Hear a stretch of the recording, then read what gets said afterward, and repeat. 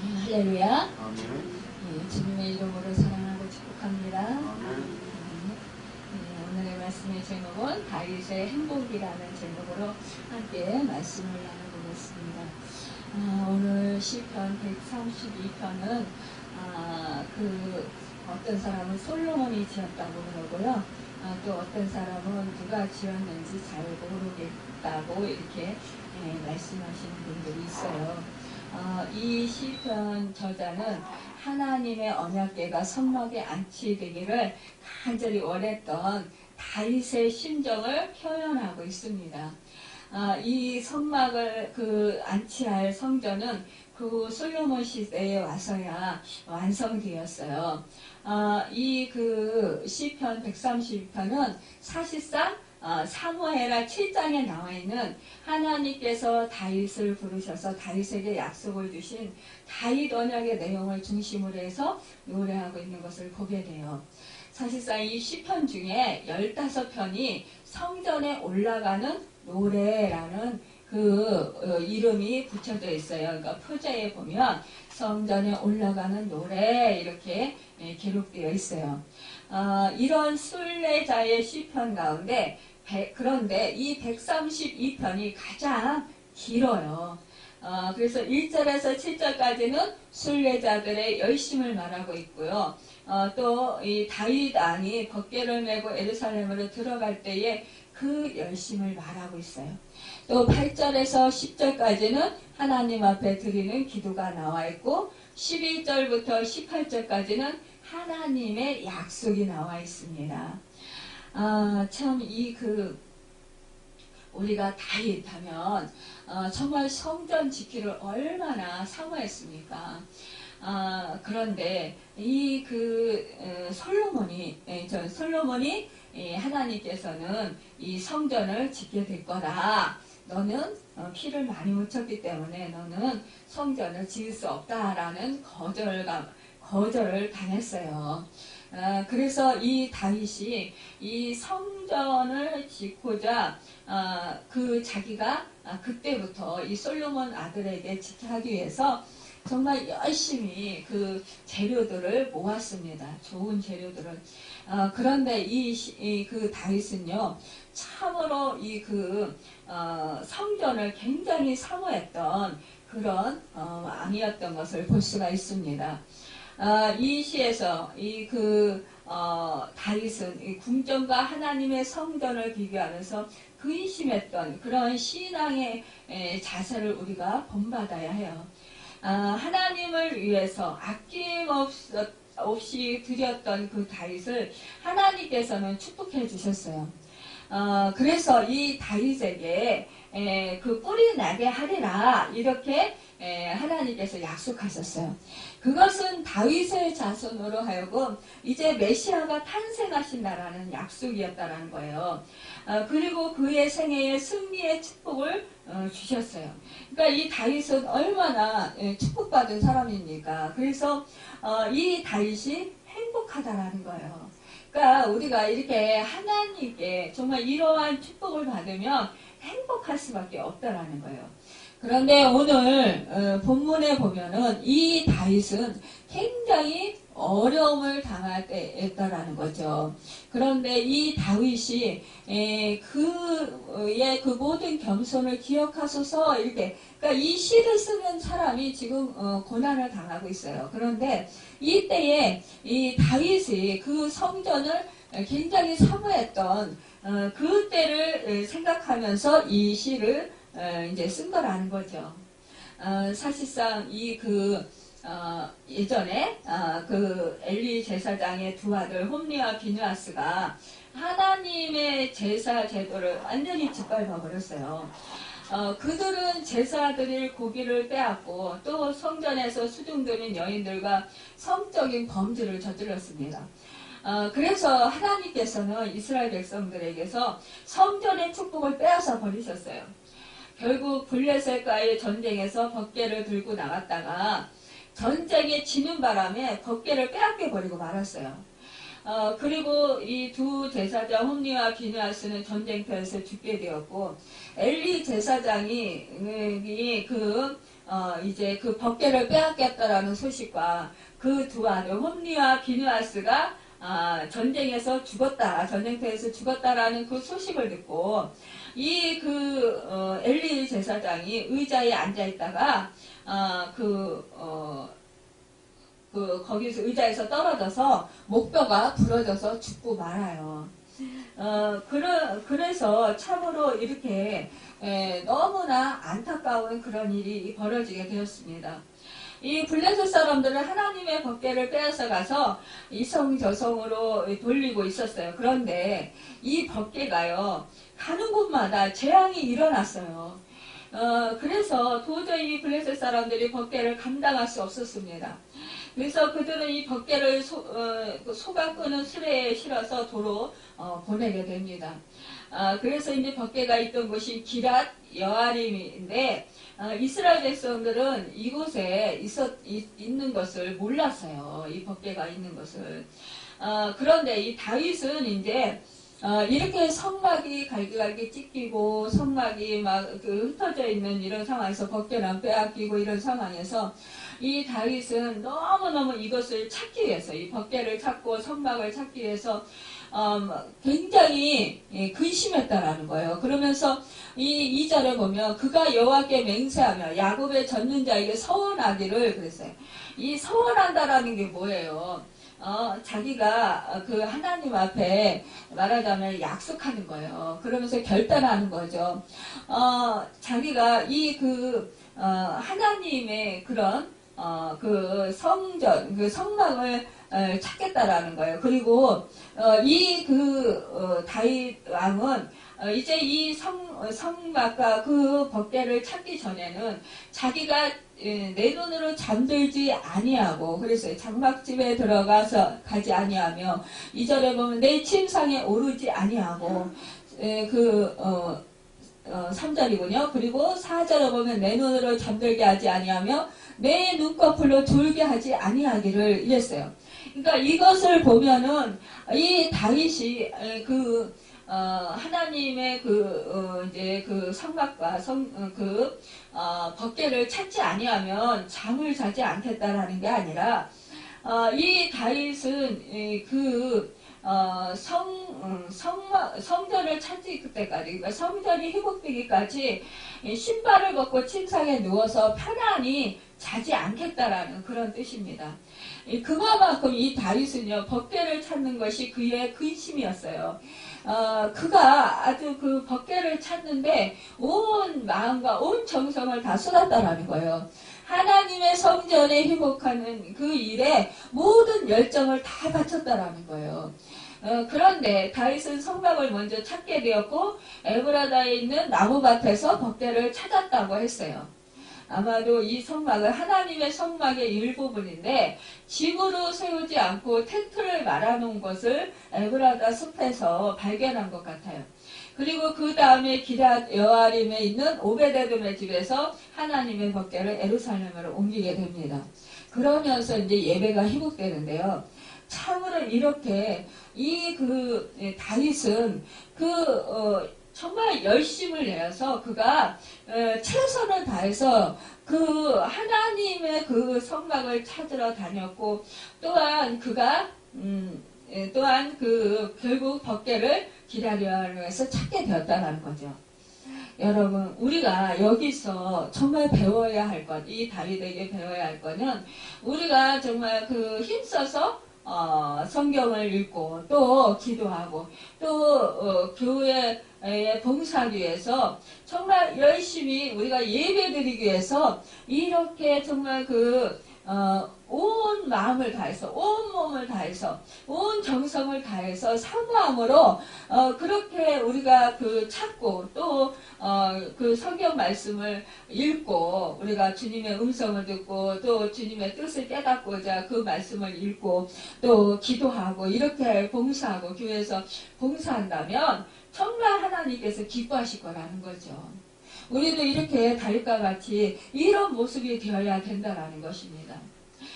사실상 우리가 예배 드리러 오면서 이러한 간절히 주님을 만나고자 하는 그 사모함, 우리는 사실상 이제 성령 시대가 돼서 우리가 우리 몸 한 사람 한 사람이 성전이에요. 성령님을 모신 성전이라는 거예요. 예수 그리스도께서 십자가에서 몸버려 피 흘려 나의 죄와 허물을 사해 주시고 죽으셨어요. 그리고 나를 그 저주 가운데서 구원해 주셨어요. 속량시켜 주셨어요.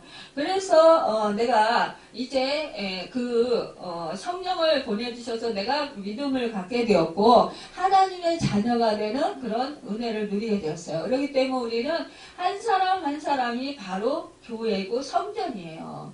그러니까 내가 한 사람, 내가 지금 이렇게 몸을 입고 있지만 그러나 내 안에 주님이 함께 하신단 말이에요. 주님의 성전으로서 우리는 날마다 정말 하나님 성령님을 의지함으로 날마다 주님의 말씀을 사모함으로 우리가 성령 충만함을 사모할 때 우리는 아름다운 그런 주님의 모습으로 변화될 수 있다는 것이에요. 주님의 형상을 닮을 수 있다는 것입니다. 여러분, 다윗은요, 또한 7절에 보면 우리가 그의 계신 곳으로 들어가서 그의 발등상 앞에 엎드려 예배하리로다 했어요. 그러니까 참으로 이렇게 예배를 했다라는 거예요. 또한 8절에 여호와여 일어나서 주의 권능의 교와 함께 평안한 곳으로 들어가소서. 이렇게 하나님께서 이제 그 평안이 그렇게 우리 하나님께서는 사실상 어디에 계시든지 평안을 누릴 수 있는 분이에요. 그렇지만 이제 이 다윗은 이렇게 하나님의 그 개가 평안하게 그 법궤가 모셔져 있기를 원했던 거예요. 이스라엘 백성이 블레셋 사람들에게 법궤를 빼앗겼을 때 하나님은 혼자 싸우셨어요. 블레셋 사람들이 여호와의 법궤를 다곤 신전에 넣어두었는데 아침에 일어나 보니까 이 다곤 신상이 쓰러져 있고 손과 목이 부러져 있는 거예요. 그리고 법궤가 가는 곳마다 이렇게 전염병이 퍼지면서 많은 사람들이 고통을 받게 되는 거예요. 그러니까 참 이것을 보면서 이 블레셋 사람들이 이거 안 되겠구나. 이 법궤를 우리나라에 그냥 놔뒀다가 우리가 큰 재앙을 당해겠구나. 그러니까 이제 이렇게 법궤를 이제 도로 돌려보낸 거예요. 참 이렇게 하나님께서는 그 누구의 도움도 받지 않으시고 하나님께서 친히 싸우셨다라는 거예요. 여러분, 우리가 참 하나님이 이렇게 능력이 많으신 분이시라는 것입니다. 결국 그는 이제 그 법궤를 모실 수 있었고 또 이렇게 이제 오벳 에돔에서 집에서 그렇게 모시게 됐었던 것을 보게 됩니다. 또한 이제 자기의 그런 궁전 옆에 그렇게 있는 성곽에 계시는 그 법궤를 모셔놨는데 너무나도 안타까운 거예요. 자기는 그 궁정에 있으면서 정말 좋은 집에 있으면서 그 하나님의 법궤를 모신 곳은 이렇게 참 초라한 거예요. 초라하니까 이 나단 선지자에게 말을 합니다. 내가 이렇게 법궤를 모시고 싶다. 참 이렇게 건축하고 싶다. 성전을. 그러니까 그 성전을 하나님께서 짓겠다라는 그 다윗의 말을 참 좋게 여기십니다. 그러면서 하나님께서는 이 다윗에게 말씀을 하셔요. 보면은 저희 다윗의 후손도 영원히 내 위에 앉으리라. 그러니까 다윗의 자손들이 영원히 그 왕위에 앉을 것이라고 말씀하셔 주시는 거예요. 그냥 놀랍게도 이런 언약의 말씀을 주시는 거예요. 여러분, 우리가 하나님을 잘 섬기고 정말 하나님을 사모하면 결국은 어떻게 돼요? 하나님께서는 우리에게 이런 언약을 주신다라는 거예요. 그런데 사실상 이 다윗의 자손이 육적으로 그 외에 그 왕위에 영원히 앉는 것이 아니라 사실상 그 다윗의 후손으로 이렇게 메시아가 오셨다라는 거예요. 여러분, 또한 솔로몬이 결국 그의 아들 솔로몬이 이 성전을 건축하게 됩니다. 이렇게 하나님께서는 그런 언약의 그 축복을 내려 주신 것을 볼 수가 있습니다. 여러분 10절에 보면 주의 종 다윗을 위하여 주의 기름 부음 받은 자의 얼굴을 이면하지 마옵소서 그랬습니다. 그러니까는 이렇게 이들이 뭐 위기를 당한다 할지라도 이 다윗왕에게 언약해 주신 그 말씀을 잊지 말아달라는 거예요. 그래서 그 하나님께서는 그 언약을 다시 생각하시고 그 다윗의 후손이 잘못했을지라도 하나님께서는 다윗으로 인하여서 그들에게 죄가를 엄중하게 그렇게 하지 않으시고 그들을 멸하시지 않으셨던 것을 우리는 보게 됩니다. 여러분 이러한 축복을 받는다라는 거예요. 우리가 사실상 우리가 그런 말씀을 참 많이 우리가 들어요. 내 영혼이 잘된 같이 범사가 잘되고 강건해지기를 내가 바란다. 이런 말씀을 우리가 많이 듣고 생명을 얻되 더 풍성히 얻는다. 사실상 이것은 뭐예요? 우리 주님과의 바른 관계로 되어 있을 때 이러한 축복을 받는다라는 거예요. 먼저 영혼이 잘되고 또한 범사가 잘된다라는 거예요. 여러분 또한 우리가 생명을 얻되 더 풍성히 얻는다라는 거예요. 이렇게 하나님께서 우리에게 올바른 관계를 가지고 있는 사람들에게 이러한 축복을 주신다라고 말씀을 하고 있는 것을 볼 수가 있습니다. 여러분 우리는 이렇게 참으로 놀라우신 하나님의 그 축복을 받을 수가 있어요. 그 16절에서 18절에 보면 승리를 약속하시는 말씀이 나와요. 내가 그 제사장들에게 구원으로 입히리니 그 성도들을 즐거움을 잊힐지리다. 내가 거기서 다윗에게 꿀이 나게 할 것이라. 내가 내 기름 부은 자를 위하여 등을 예비하였도다. 내가 저희 원수에게는 수치로 입히고 저에게는 멸관이 빛나게 하리라. 이것은 원수를 정복하고 승리를 거둘 그 사실을 가리켜 말씀하고 있어요. 이것은 하나님 나라에서 모든 성도가 최후의 구원을 받을 때 영원한 승리를 얻는 줄로 생각하는 거라는 거예요. 그러면 하나님의 안식처가 어느 곳에 있느냐 하면 하나님께서 다윗에게 약속하신 다윗 언약이 성취되는 곳에 하나님의 안식처가 있다는 거예요. 다시 말해서 다윗이 하나님의 큰 복을 받아서 그 위가 영원히 계속되고 또 그 성이 보호를 받고 양식이 풍족하고 또 그 성이 하나님께서 이스라엘 백성들로 하여금 승리케 하시는 이 놀라운 복을 받고 그들이 안정적으로 살아가게 되고 하나님도 거기에서 같이 안식한다라는 그런 말씀을 보게 된다는 거죠. 여러분 우리가 히브리서에 보면요 우리가 하나님 나라에 구원받는 그것을 가리켜서 영원한 안식이라고 말해요. 그래서 이스라엘 백성들이 광야에서 넘어지고 가나안 땅에 들어가지 못한 것을 예로 들어서 우리가 현세를 살면서 하나님의 나라에 들어가지 못할까 두려워하고 그 안식에 들어갈 약속을 확실히 지킬 것을 거기에서 강조해서 말씀하고 있습니다. 여러분 우리는 하나님의 나라에 정말 들어가는 것 이것을 우리가 사모하면서 날마다 정말 그 하나님의 은혜를 사모하고 하나님께 더 가까이 나아갈 수 있는 우리가 되기를 바랍니다. 여러분 우리는 정말로 이렇게 날마다 예수 그리스도 그분이 나와 함께 하시고 여러분 우리가 성령님께서 지금 나와 함께 하고 계셔요. 여러분 날마다 우리는 이 성전이 아름다운 주님의 형상을 이루어서 정말로 하나님을 기쁘시게 해드리는 우리가 되길 소망합니다. 여러분 우리는 늘 참으로 눈을 열고 마음을 쏟아서 하나님의 말씀을 듣고 몸으로 우리가 실행할 때 정말 내 몸의 소생을 내 왕위에 둘지라 내 자손이 내 언약과 그들에게 교훈하는 내 증거를 지킬진대 그들의 후손도 영원히 내 왕위에 앉으리라 하는 하나님의 약속을 받았습니다.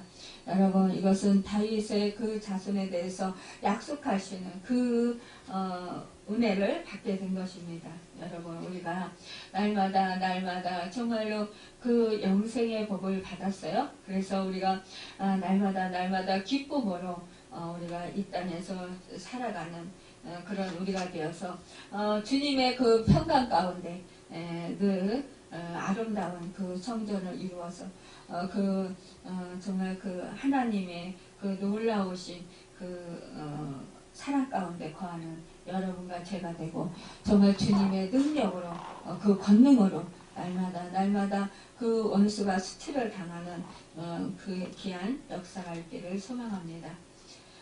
또한 여러분 정말 우리가 이제 주님이 다시 오시는 그날 우리가 정말 단장한 신부로서 주님을 맞이할 때 얼마나 정말 행복하겠습니까? 여러분, 우리가 다윗의 그 행복을 누리는 여러분과 제가 되어서 날마다 정말 우리 빛난 면류관을 사모하면서 우리가 나아가는 우리가 되길 바랍니다. 여러분, 그날에 마지막 주님이 오시는 그날에 우리는 빛난 면류관 쓰고 정말 그 주님을 맞이하는 우리가 되어서 정말 그 하늘에 놀라우신 그 풍성한 그 축복들을 받아 누리는, 또 이 땅에서 또 주님의 그 놀라우신 돌보심과 구원하심과 치료하심과 회복하심과 새롭게 하시는 그 은혜를 누리고, 또 그 풍성케 되는 은혜를 누리고, 또한 날마다 도우셔서 승리케 하시는 그 은혜를 누리고, 또한 우리가 지금 이 세상에서 의와 희락과 평강이 차고 넘쳐서 하늘나라를 이루며 살아가는 여러분과 제가 되기를 예수님의 이름으로 축원합니다. 기도하겠습니다.